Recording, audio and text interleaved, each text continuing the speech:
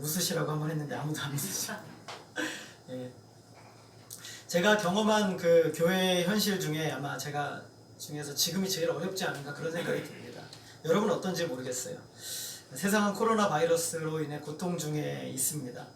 코로나 이전에 누렸던 현실적인 삶은 우리가 다시 돌아올 수 있을까 하는 생각이 들 정도로 참 어렵습니다. 그리고 기독교라는 이름은 가졌지만 실제로는 폭력 집단과 같은 그런 모습들이 이 시대의 모습입니다. 참 안타깝고 너무 고통스럽습니다. 아는 목사님들이 저한테 자꾸 전화가 와서 어떤 목사님들은 우시더라고요. 울면서 지금까지 잘 참고 잘 견뎌오고 했는데 그런 몰지각한 기독교라는 이름을 가지고 하는 그들의 행태로 말미암아 다시 예배 드릴 수 없게 되어서 참 어렵고 힘들다라고 이야기를 했습니다. 참 가슴 아픈 일이죠. 교회는 사람들은 갈수록 기독교인들을 혐오합니다. 국가적인 박해가 아니라 전 국민적인 혐오가 기독교를 향하고 있는 것이 현실입니다. 그렇다면 우리가 바르게 믿음 생활을 한다고 하는 정통교회는 괜찮은가? 정통교회는 순수한가? 저를 비롯한 이 교회의 참 큰 문제는 세속화입니다.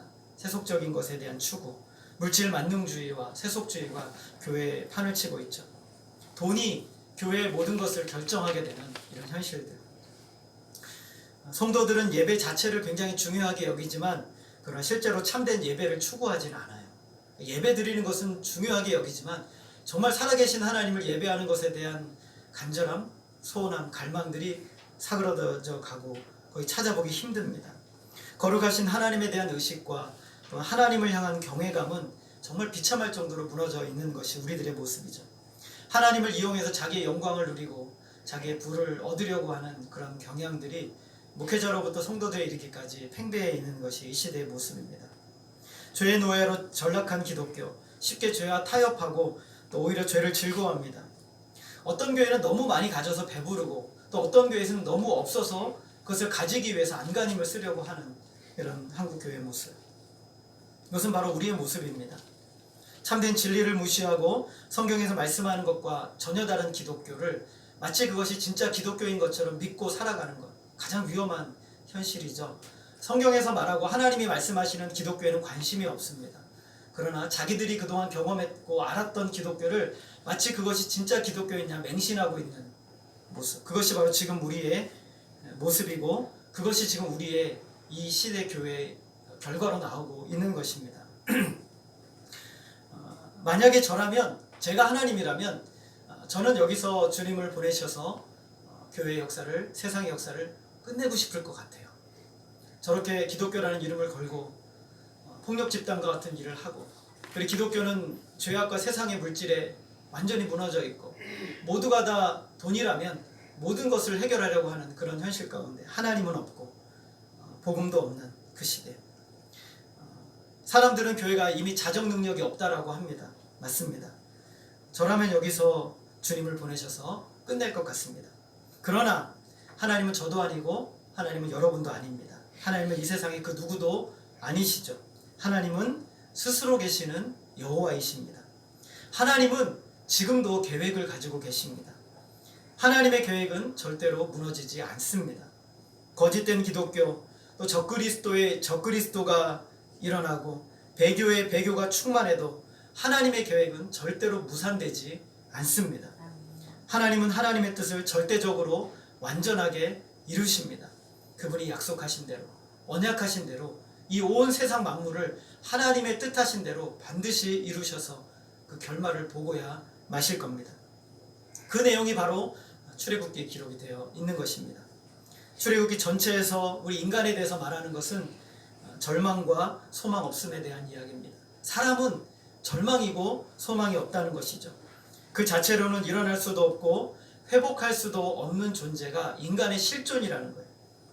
그리고 출애굽기에서는 하나님께서 절대적으로 가망이 없는 그 가운데서 얼마나 영광스러운 이 구원을 이루시는가에 대해서 아주 영광스럽게, 아주 장엄하게 그것을 보여주고 있습니다. 이것은 바로 저와 여러분의 현실이에요. 하나님이 지금도 이러한 일을 하고 계신 겁니다. 그것을 보여주기 위해서 하나님은 모세에게 성막을 만들라고 하셨어요. 출애굽기가 전체가 40장인데 그 중에 25장부터 마지막 장까지가 거의 성막에 대한 이야기입니다. 중간에 몇 장을 빼면 한 13장 정도가 전부 성막이죠.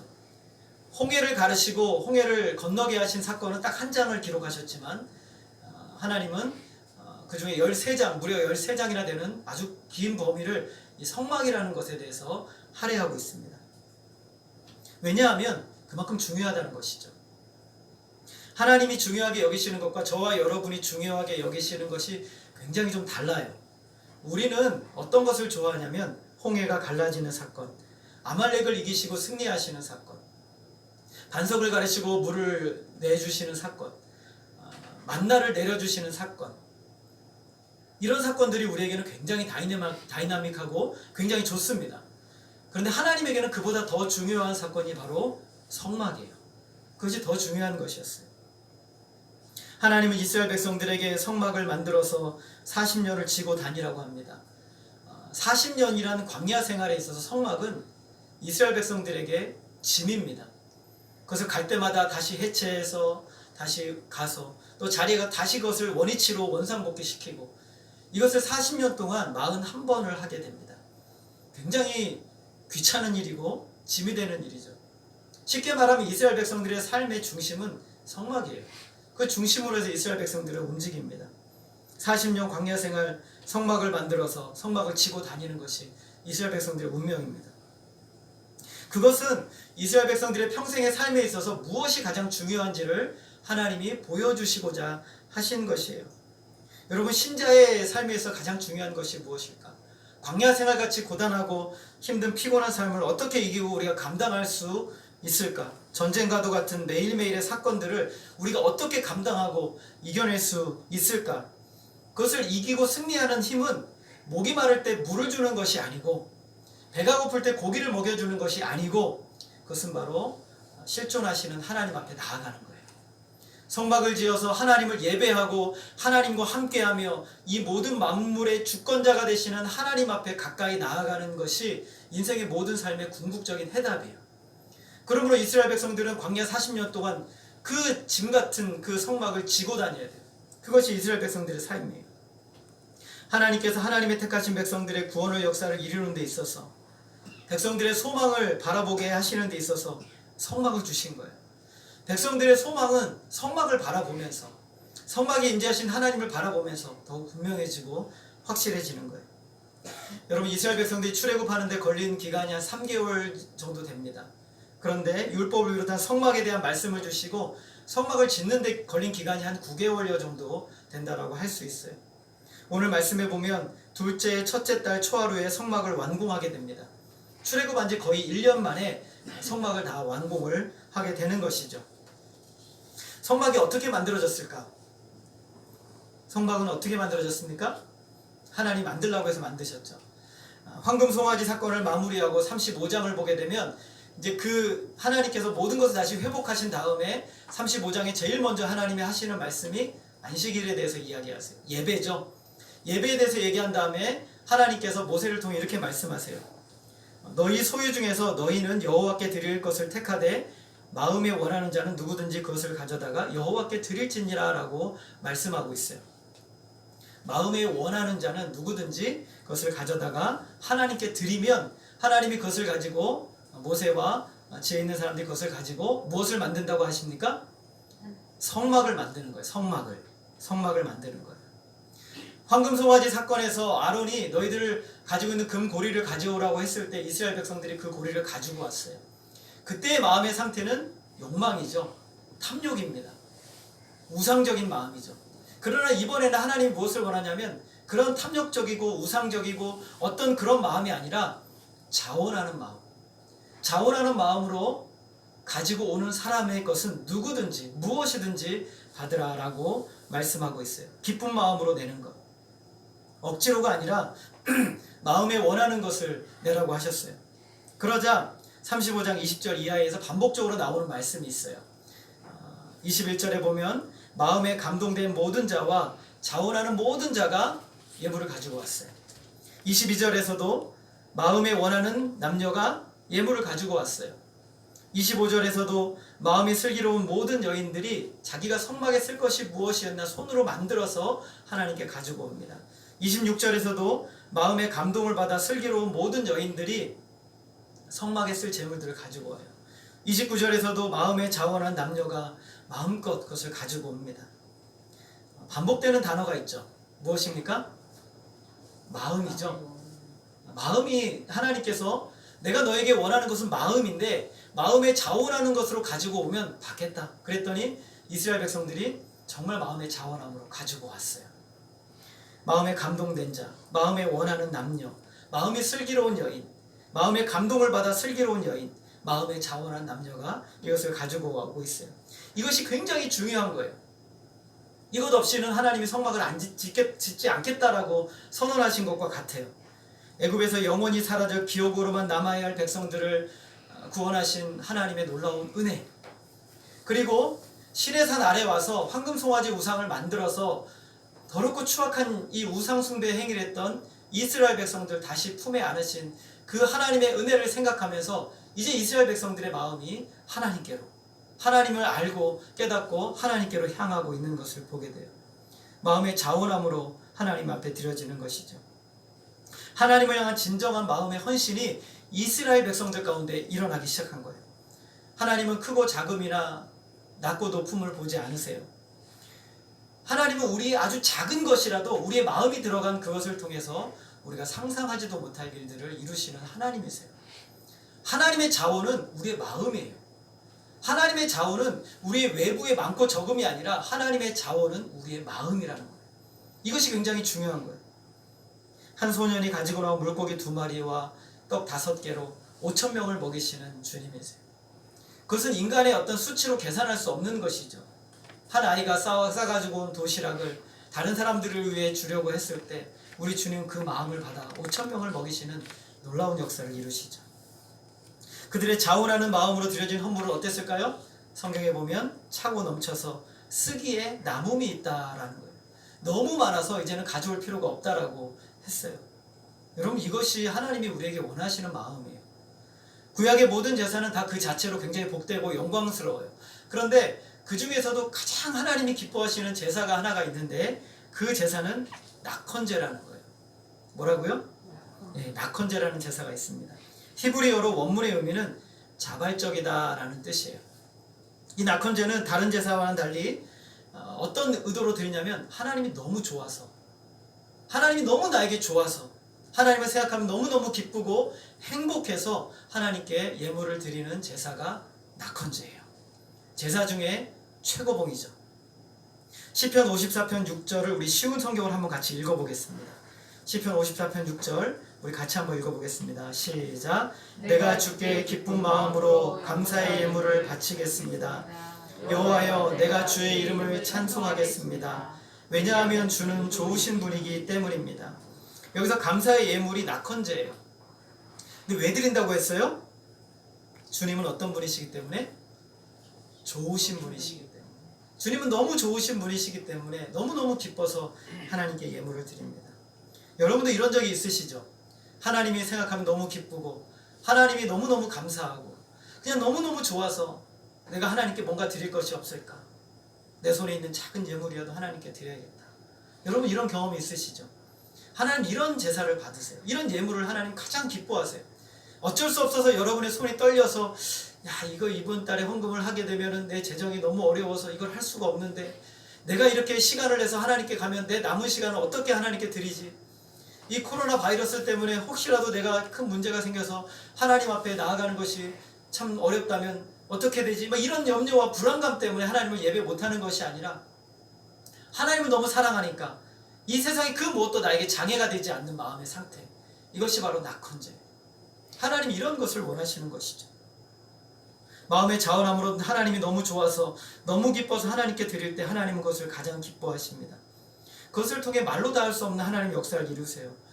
어떤 역사를 이루세요? 하나님은 자원함으로 드려져서 만들어진 성막에 그 영광의 하나님이 함께 계시기로 원하셨어요. 거기에 사시기로 작정하신 거예요. 얼마나 초라하고 누추해요. 전체 다 합쳐봐도 300평밖에 안 되는 그 성막, 온 우주의 창조주가 300평밖에 되지 않는 그 초라한 성막에 사시기로 결정하신 것은 이스라엘 백성들의 자원하는 마음이 거기에 담겨 있었기 때문에 하나님은 거기에 거하시기를 기뻐하셨어요. 성막이 어떻게 만들어졌습니까? 이스라엘 백성들의 자원하는 마음으로 만들어진 거예요. 성막이 또 어떻게 만들어졌을까요? 우리가 읽지는 않았지만 39장에 보면 반복적으로 또 나오는 말씀이 있어요. 39장 1절에 보게 되면 여호와께서 모세에게 명령하신 대로 만들었더라 라는 말씀이 있어요. 그리고 5절과 7절 하반절에 보게 되면 여호와께서 모세에게 명령하신 대로 하였더라 라는 말씀이 있습니다. 이런 말씀들이 39장에 계속 반복해서 나오고 있어요. 39장 42절에 보게 되면 이렇게 말씀하고 있어요. 여호와께서 모세에게 명령하신 대로 이스라엘 자손이 모든 역사를 마치매. 그리고 오늘 우리가 읽은 말씀에서도 후렴구처럼 이렇게 반복이 되고 있어요. 여호와께서 모세에게 명령하신 대로 되니라. 여호와께서 모세에게 명령하신 대로 되니라. 무엇을 만들었는데 여호와께서 모세에게 명령하신 대로 되니라. 무엇을 만들었는데 여호와께서 모세에게 명령하신 대로 되니라. 성막은 이것이 참 중요해요. 성막은 모세가 마음대로 만들 수 없었어요. 성막은 하나님 임재하시는 곳이죠. 성막은 하나님께서 왕으로 백성을 다스리시는 곳입니다. 성막은 하나님께서 백성을 만나시는 곳이에요. 성막은 사람을 위한 곳이 아니에요. 사람을 위한 곳이라면 사람들이 만나서 의논해서 자기들이 좋은 편의대로 집을 하나 멋지게 지으면 돼요. 의자도 괜찮은 거 하나 갖다 놓고 TV도 갖다 놓고 에어컨도 설치하고 이렇게 하면 된단 말이죠. 근데 성막은 사람을 위한 곳이 아니에요. 성막은 하나님을 위한 곳이에요. 하나님의 궁전이거든요. 하나님의 성전이고 하나님이 임재하시는 곳이고 하나님의 왕의 왕으로서의 보좌가 있는 곳이에요. 그러므로 성막은 왕을 위해서 만들어지는 곳이에요. 그래서 인간의 어떤 방법이나 생각이나 추구가 여기에서는 절대로 들어가지 않아요. 하나님께서 모세를 시내산 꼭대기로 그들을 부르시고 그리고 성막에 대한 모든 것 심지어 하나하나 치수까지도 하나님이 다 말씀해 주셨어요. 그리고 재능이 있는 부살렐과 오홀리압이라는 사람을 선택하셔서 그들에게 하나님의 영으로 감동하셔서 그 성막을 짓도록 하세요. 인간적인 것이 하나도 들어가지 않아요. 모든 것이 다 하나님의 뜻대로 되어지는 거예요. 만약에 성막을 만드는 데 있어서 하나님께서 단 한 개의 못이라도 너희들이 원하는 대로 한번 해봐라 라고 했다면 그 못은 하나님의 판단하심에 부적격이 되었을 거예요. 하나님이 그것을 받으시지 않으셨을 거예요. 저와 여러분은 그 어떤 일을 해도 하나님을 조금 더 만족시킬 수 없어요. 우리는 그 무엇으로도 하나님을 만족시킬 수 없어요. 삼위 하나님의 놀라운 역사하심이 아니었다면 우리의 단 하나도 하나님께 받아들여질 수 없어요. 하나님의 무한하신 사랑과 계획하심이 있었고 성자 예수님께서 그 모든 계획과 뜻을 이 땅에서 실현하시고 성령님께서 우리에게 실제적으로 그것을 적용하시는 역사가 없었다면 우리는 하나님께 단 하나도 받아들여질 수 없어요. 여러분, 기독교는 저와 여러분의 작은 선으로 만들어지는 것이 아니에요. 기독교는 내가 무엇을 행하느냐 행하지 않느냐의 문제도 아니에요. 기독교는 내가 다른 사람보다 얼마나 더 나은가도 아니에요. 기독교는 내가 이전보다 얼마나 더 변화되고 얼마나 더 나아졌느냐의 문제도 아니에요. 기독교는 이 모든 것을 다 잊어버리고 그리스도를 바라보는 거예요. 그러면 그분의 흠없고 완전한 의가 보이기 시작해요. 내가 내 것을 조금이라도 가지고 그리스도를 바라보게 되면 내 것으로 그리스도를 치장하려 하게 되는데 나의 모든 것을 다 잊어버리고 다 없애버리고 그리고 그리스도를 바라보게 되면 그제서야 그리스도의 의가 완전한 의가 보이는 거예요. 이것이 믿음의 길이에요. 이것이 기독교예요. 애굽에서 백성들을 구원해내시기 위한 하나님의 방법은 이스라엘 백성들에게 그 구원할 방법에 무엇을 찾아내는 것이 아니었어요. 오직 단 하나 어린 양의 피를 우슬초에 묻혀서 문인방과 문설주에 그것을 바르는 것, 그것 외에는 이스라엘 백성들이 살 수 있는 방법은 단 하나도 없었어요. 그것만이 이스라엘 백성들을 넘어가신, 그들을 심판하지 않으신 유일한 방법이었어요. 어린 양의 피, 그것 외에는 그들이 살 방법은 없었죠. 오늘 우리의 눈은 우리를 구원하신 하나님을 향해야 됩니다. 우리는 늘 실패할 수밖에 없어요. 황금 송아지를 수도 없이 만들어내는 것이 타락한 인간의 본성입니다. 역시 우리도 그 연약함 가운데 매일매일 살아가요. 저와 여러분 안에 황금 송아지가 얼마나 많은지 끊임없이 이것을 밖으로 드러내서 이것을 가지고 살고 싶은 욕망들이 우리 안에 불릴듯 일어나요. 우리의 눈은 우리의 죄까지도 섭리하시면서 합력하여 하나님의 선하신 뜻을 이루시는 무한하신 지혜를 가지신 무한한 능력을 가지신 하나님을 향해야 돼요. 그리스도를 바라봐요. 내 것을 다 내려놓고 내 것을 겸손히 다 부인하고 이 세상으로부터 오는 욕망들을 다 거절하고 그것을 부인하고 그리스도를 바라볼 때에야만 하나님의 은혜가 보이기 시작하는 거예요. 하나님의 은혜가. 봉사와 섬김의 핵심은 결과가 아니라 하나님의 말씀과 일치되는가에 있어요. 하나님이 성도들에게 요구하시는 것은 성공이 아니에요. 하나님은 우리에게 하나님의 말씀에 대한 신실함을 요구하세요. 오늘 우리는 우리가 뭔가를 많이 했기 때문에 하나님 받으시겠지라는 잘못된 생각을 버려야 돼요. 우리가 아무리 많은 것을 해도 단 하나도 하나님께 받아들여질 수 없어요. 우리가 바라보는 것은 예수 그리스도의 의예요. 그 의가 우리가 행한 모든 것을 복되게 해주시는 거예요. 가난한 심령으로 하나님의 뜻에 자기를 복종시키는 것보다 더 복되고 가치 있는 것은 없어요. 모세는 9개월 동안 이 성막을 만듦에 있어서 인간적인 요소들이 들어가지 못하도록 철저하게 모든 사람들을 다 준비시켰어요. 모든 재료를 준비시키고 그 치수 하나하나까지 모든 것을 정확하게 하나님의 선하신 뜻대로 만들도록 계획하시고 이끌어내셨어요. 그래서 결국에는 어떻게 하셨어요? 하나님이 보시기에 말씀대로 다 되어졌다라는 거예요. 그리고 성막이 완공이 되었습니다. 34절 우리 같이 한번 읽겠습니다. 34절입니다. 시작. 구름이 회막에 덮이고 여호와의 영광이 성막에 충만하매. 그 영광이 얼마나 충만했던지 35절에 보게 되면 모세가 회막에 들어갈 수 없을 정도였어요. 똑같은 표현을 두 번이나 반복하고 있어요. 구름이 회막에 덮이고 여호와의 영광이 성막에 충만했다. 이것은 하나님의 영광이 하나님의 자신의 거룩한 신성과 거룩한 성품을 이 성막 안에 모조리 다 부어주셨다는 거예요. 얼마나 감동적이고 놀라운 일인지 몰라요. 신자의 가장 소원은 바로 이거예요. 하나님의 거룩한 성품과 하나님의 신성의 영광스러우심과 하나님의 거룩하심이 나라는 초라한 존재 안에 하나님이 충만히 부어주셔서 나는 간 곳 없고 세상과 나는 간 곳이 없고 구속한 주만 보이게 되는 놀라운 은혜의 현장의 삶을 추구하는 것이 신자의 삶의 복이에요. 이것을 우리가 날마다 갈망하는 것이죠. 너무나 충만해서 우리는 아무것도 감당할 수 없을 정도로 모세가 그 영광에 압도되었다라는 것이죠. 하나님의 영광이, 하나님의 신성과 성품이 외부적으로 드러나게 된 것이에요. 여호와의 영광스러우신 하나님께서 인간이 만든 성막에 사시기 위해서 자신을 다 드러내 보여주시는 것이죠.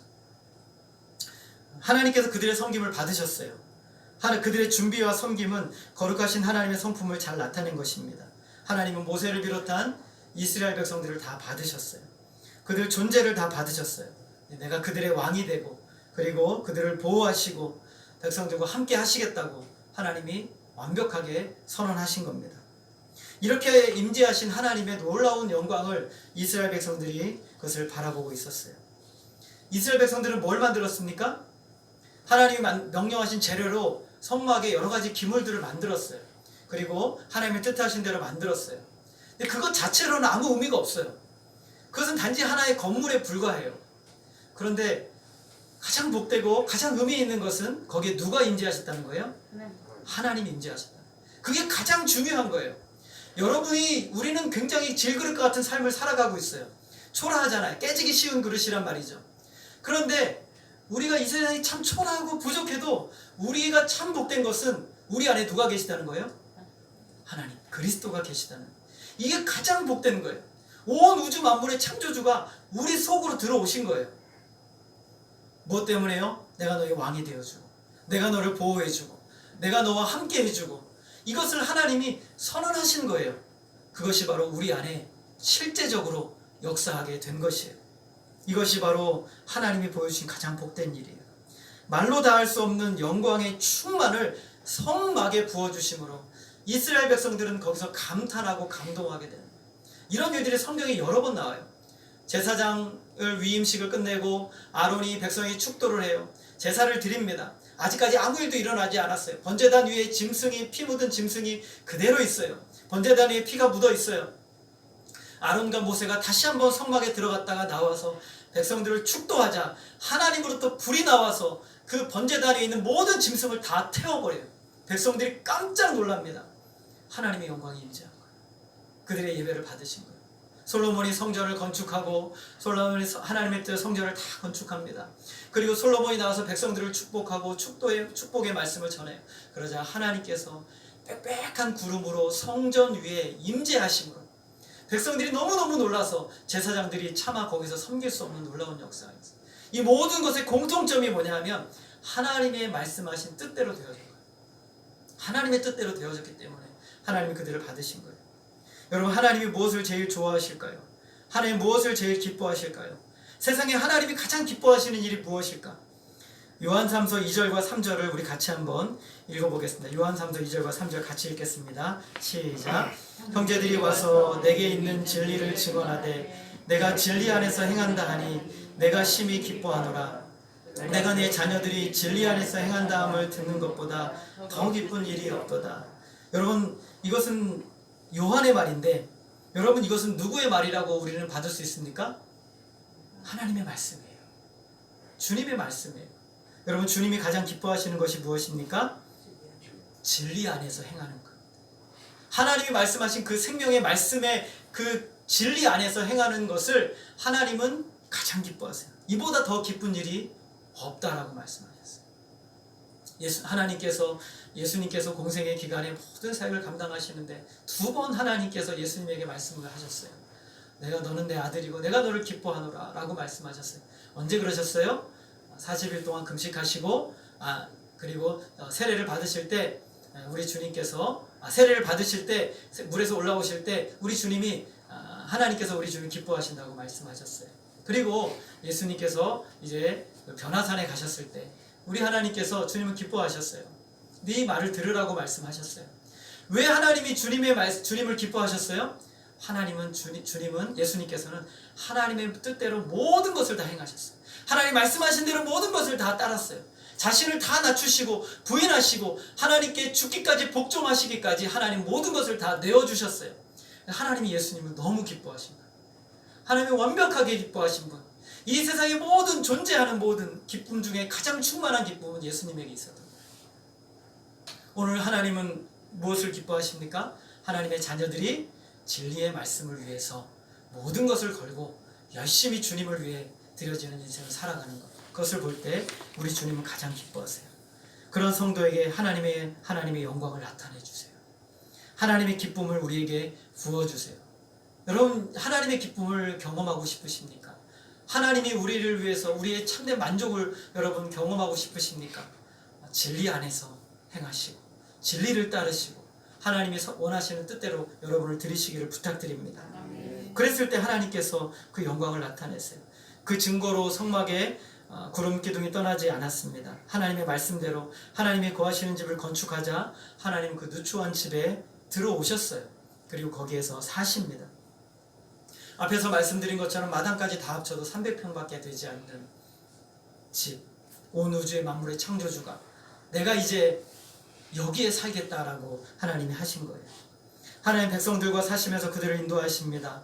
낮에는 구름기둥과 밤에는 불기둥으로 뜨거운 사막의 더위를 식혀줄 그것으로 구름기둥으로 백성들을 덮어주시고 밤에는 추워지는 사막을 불기둥으로 뜨겁게 해주셔서 그들을 보호해 주시는 하나님의 은혜. 그리고 성막이 움직입니다. 성막은 가만히 있는 곳이 아니에요. 여러분, 신의 산 아래에 있으면 얼마나 행복하겠어요.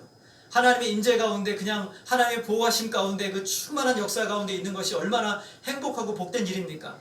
그런데 성막은 움직여요. 어디로 갑니까? 광야로 가는 거예요. 찬송가를 보면 밤 깊도록 동산 안에 주와 함께 있으려 하나 괴로운 세상에 할 일 많아서 날 가라 명하신다. 그런데 어떻습니까? 혼자가 아니에요. 주님 나와 동행을 하면서 나를 친구 삼으셨네. 우리 서로 받은 그 기쁨은 알 사람이 없도다. 광야 40년 아마 그 감정을 가장 절절하게 느꼈던 사람은 모세였을 거예요. 이 광야 40년을 걸어가면서 내 어떻게 이 길을 걸어가나. 그러나 모세는 늘 주님 바라보고 주님 앞에 나아가고 주님 나와 함께 하면서 나를 친구 삼으셨네. 우리 서로 받은 그 기쁨은 어느 누구도 알 사람이 없도다. 모세의 기쁨, 백성들의 기쁨은 바로 하나님이에요. 40년 이스라엘 백성들의 광야의 삶, 하나님의 영광의 임재와 함께 움직이면 걱정도 없고 길을 잃을 염려도 없는 것이에요. 백성들이 해야 할 것은 딱 하나입니다. 38절 우리 같이 한번 읽겠습니다. 시작. 낮에는 여호와의 구름이 성막 위에 있고 밤에는 불이 그 구름 가운데 있음을 이스라엘의 온 족속이 그 모든 행진하는 길에서 그들의 눈으로 보았더라. 그 모든 행진하는 길이 어디입니까? 광야죠. 지금으로 말하면 우리는 세상입니다. 행진이라는 단어를 히브리어 원문 그대로 찾아보면 천막을 거두다라는 뜻이에요. 이스라엘 백성들이 천막을 거두어서 떠나려 할 때 그들은 어디를 바라봐야 될까요? 구름을 바라보는 거예요. 하나님이 임재하신 구름을 바라보면서 여러분 이 세상 참 우리가 광야 같은 삶을 살아가고 있어요.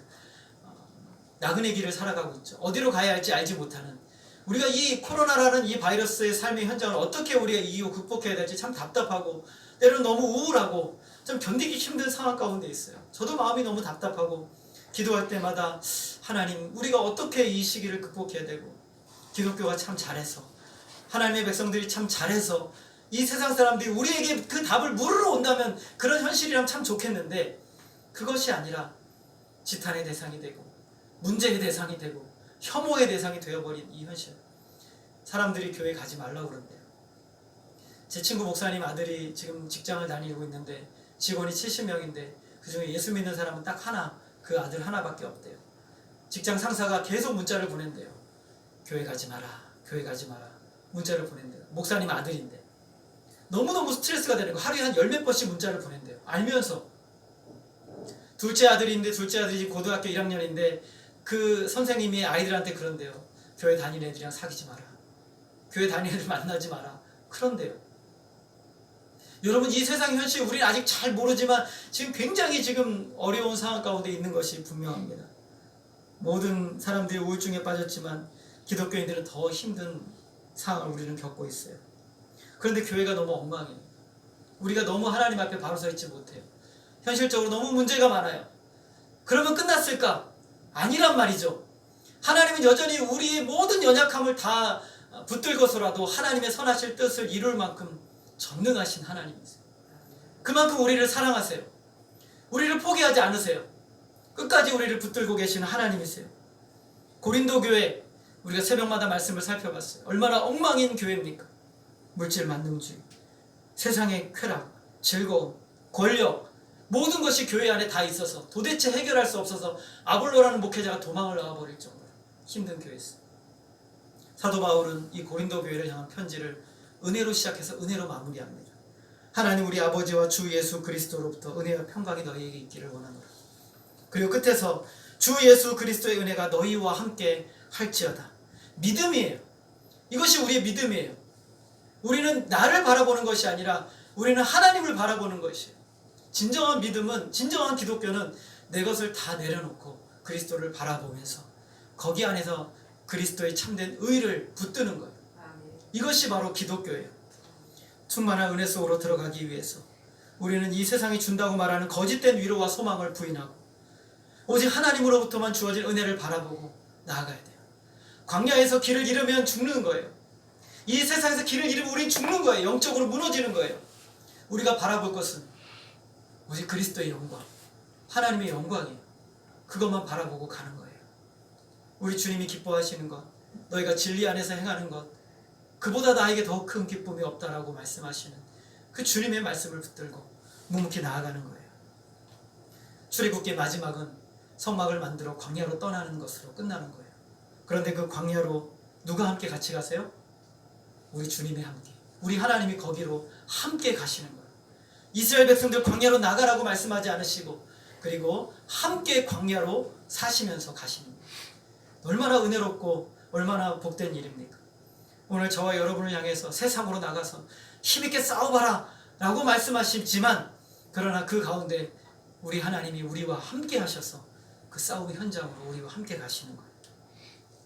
출애굽기는 하나님께서 하나님의 백성들과 함께 세상 속으로 들어가시면서 끝나요. 하나님은 그들을 그 임재로 두르시고 백성들을 그 임재로 주목하며 따라오도록 하십니다. 이것이 세상 속의 그리스도인의 사는 삶이에요. 저와 여러분은 언제든지 어떤 상황이든지 다시 주님을 바라봐야 돼요. 여러분, 세상에서 말하는 소문과 여러 가지 이야기에 여러분 마음을 두지 마세요. 그것이 여러분에게 하나님으로 가는 길을 방해하고 있어요. 하나님과 함께하는 그 기쁨의 순간과 영적인 충만한 은혜의 순간을 막고 있어요. 힘들고 고통의 순간에 여러분 주님을 바라보세요. 좌절과 낙심의 순간에 더욱 주님을 바라보세요. 소망이 보이지 않고 답답할 때 만왕의 왕이신 주님을 바라보세요. 주님이 여러분과 동행하심으로 바로 거기에 계실 거예요. 거기에 계시는 거예요. 여러분과 함께 광야에 계시는 거예요. 거기에 함께 사시는 거예요. 주님이 여러분과 동행하심으로 여러분을 친구 삼으시고 함께 영혼의 참된 기쁨을 누리기를 하나님 원하세요. 그러므로 이스라엘 백성들을 향한 이 출애굽기의 마지막은 우리에게 이렇게 말씀하시는 거예요. 얘야, 광야에서 나만 바라보거라. 세상에서 나만 바라보거라. 세상에 어떤 일이 일어난다 할지라도 나만 바라보거라 라고 우리에게 요청하고 있어요. 여러분, 이제 우리가 한 주의 삶을 또 시작해요.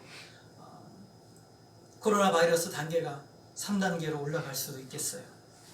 어떻게 여러분 코로나가 여러분을 지금 삶으로 깊이 조금씩 조여오고 있는 것을 여러분 느끼십니까? 굉장히 가까운 곳에 바이러스가 있어요. 우리의 아는 지인들이 코로나에 걸린 사람들이 있고 이 주변의 은평구 안에 코로나 바이러스에 걸린 사람들이 늘어가고 있어요. 저 옆 교회에서도 코로나 바이러스에 걸리고 저 어디 교회에서도 코로나 바이러스에 걸리고 있어요. 우리 교회가 예외일까요? 아니, 몰라요. 알 수가 없습니다. 그러나 분명한 것은 그 어떤 순간에서도 하나님은 거기에 계셔요. 우리와 함께 계시는 거예요. 그러므로 우리가 바라볼 것은 하나님께 우리의 마음을 두고 내 그 무엇을 버리고 하나님이 예수님을 통해서 나를 위해 이루신 그 놀라운 은혜의 사역의 현장에 나의 모든 생각과 모든 것을 집중하고 그 은혜 안에 더 깊이 들어가시고 세상이 주는 것을 단호하게 거절하고 그 은혜 안에 더 깊이 거하시면서 주님과 주시는 진정한 평안과 평강을 저와 여러분 누리시는 여러분의 삶이 되시길 주님의 이름으로 소원합니다. 아멘. 기도하겠습니다. 하나님 아버지, 이스라엘 백성들의 그 죄악의 순간을 우리 하나님의 놀라운 지혜와 능력으로 그 긍휼로 하나님 다시금 회복시키시고 그들에게 성막을 지으라 하시며 그 초라한 성막에 하나님이 오셔서 그들과 함께 광야로 나아가십니다. 이것이 바로 오늘 우리의 삶임을 우리가 믿습니다. 현실이 어렵고 힘들다고 낙심하고 절망하는 것이 아니라 오늘 하나님이 우리의 광야 가운데 우리와 함께 계심을 잊지 말게 하여 주옵소서. 하나님께서 우리를 향하여 얘들아 나를 바라봐라, 나를 붙들어라 라고 말씀하시는 하나님의 음성에 귀 기울이게 하시고 오직 눈을 들어 주님을 바라보므로 우리의 죄악 가운데 있을 때 주님을 붙들고 연약한 가운데 있을 때 주님을 붙들고 무너지는 마음 가운데 있을 때 주님을 붙들고 영광의 하나님 앞에 나아갈 수 있도록 힘과 용기를 주시옵소서. 이 험한 광야 가운데 주님이 함께 계신다니 그것만으로도 우리가 힘있게 살 수 있음을 믿고 의지하오니 더욱 주님 바라보게 하여 주옵소서. 하나님 홀로 영광 받아주시기를 원하오며 예수님의 이름으로 기도하였습니다. 아멘. 우리 찬송가 442장입니다.